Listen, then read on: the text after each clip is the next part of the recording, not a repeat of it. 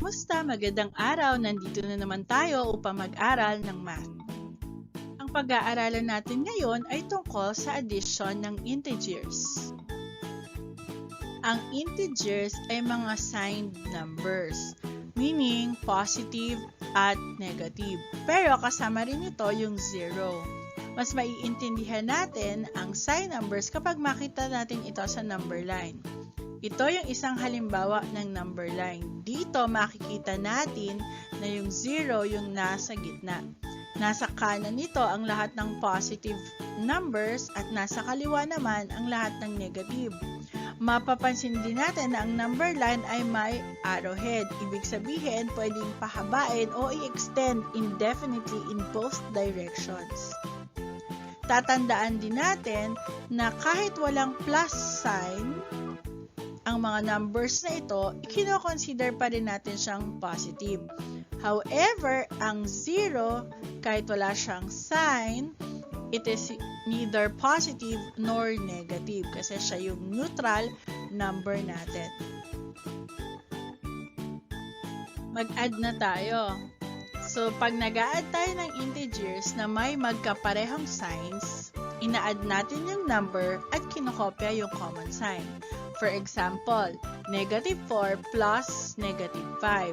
So, dito makikita natin na pareha silang negative, like sign.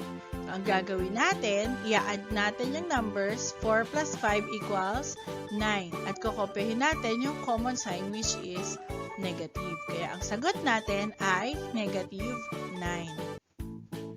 Another example, we have positive 7 plus positive 13.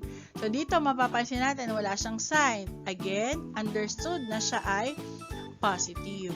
So, pag in-add natin siya, 7 plus 13 ay 20. Again, it is positive kasi pareha silang positive.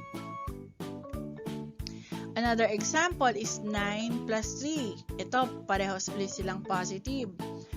Ulitin natin, wala man siyang sign ng plus sign sa unahan, kino-consider natin siyang positive. So, 9 plus 3 equals 12. So, kahit hindi na natin sulatan ng positive sign sa unahan, it is considered positive. Finally, we have negative 8 plus negative 6. Again, pareho sila ng sign at ang sign nila ay negative.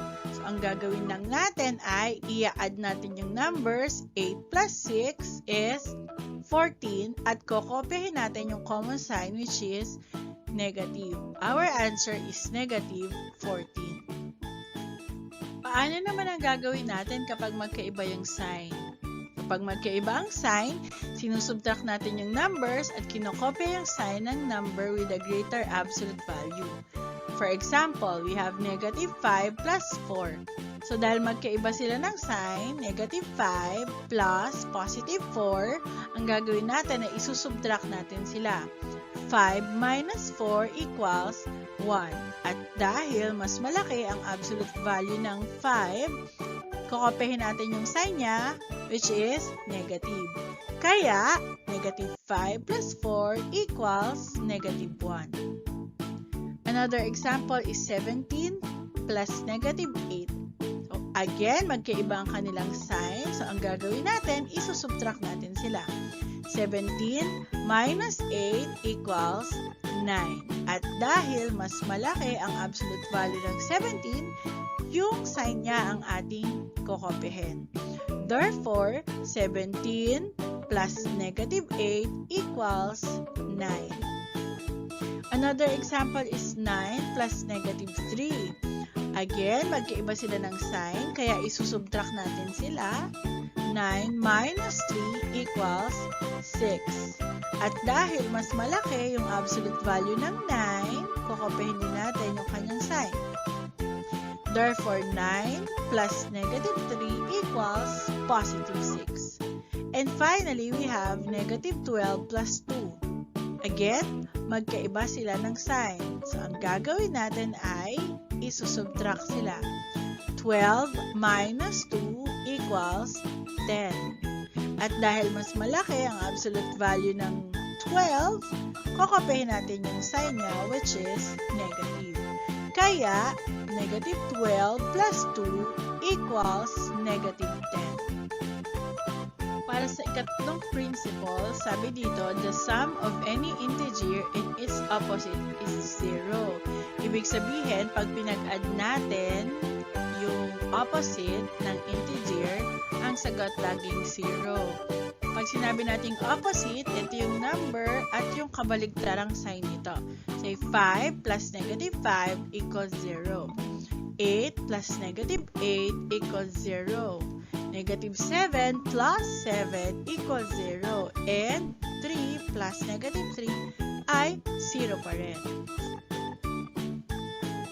Napakahalaga ng pag-add ng integer sa ating pang-araw-araw na pamumuhay. Hindi natin ito napapansin, pero lagi natin itong ginagamit. Kaya importante na maintindihan natin yung mga rules at practicein natin ng madalas para makabisa natin ito. Sana may natutunan kayo. Hanggang sa muli!